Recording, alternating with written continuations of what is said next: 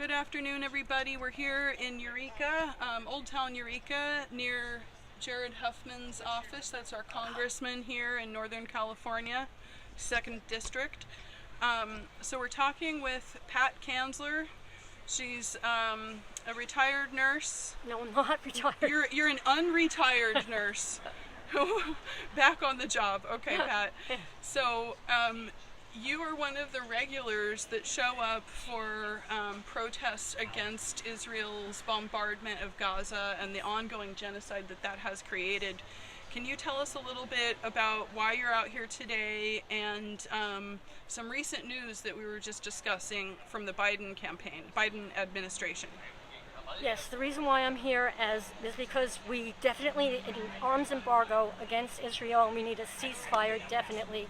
But what we were talking about was that Biden just came out and said that he would call an arms embargo and a ceasefire, he said, within 30 days.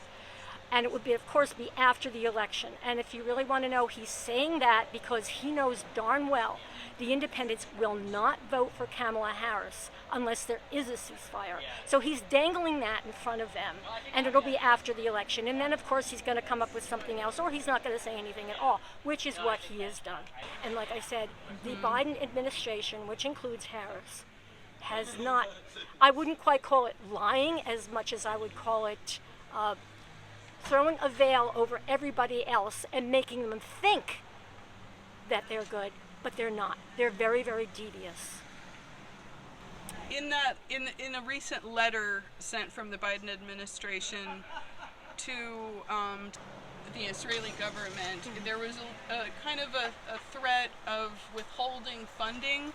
Have you seen that letter? I scanned it really, really quickly. I had to go out, and that's how I know about what Biden is promising. Right. But yes, he's also saying he's going to withhold funding. He's saying all these things, but saying something is not the same as doing it, and I have not seen him do something. Remember the red line? Yep. Remember that? Didn't hear anything else about it. Yeah. So I would not believe what he is saying at all.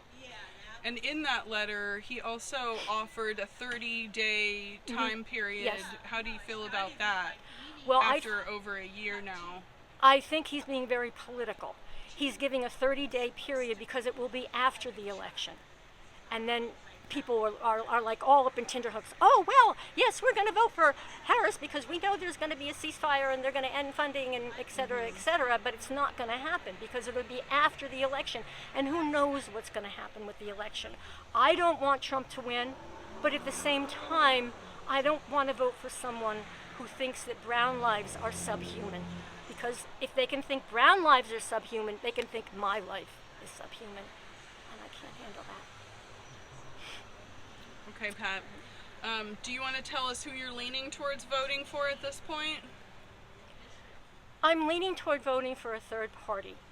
Now, it's up to anyone whether they want Jill, whether they want Dr. Cornel West. I think Dr. Cornel West is absolutely great. He worked with Bernie.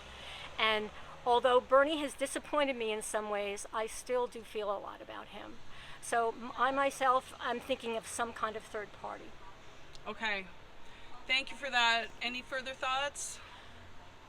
My thought is that please, everyone, stop your denial and realize that there are wars out there and they're killing a lot of people, and we've got to stop the military-industrial complex. We have to be the ones making the decision, not these people who are warmongers. That's my feeling. Thank you, Pat.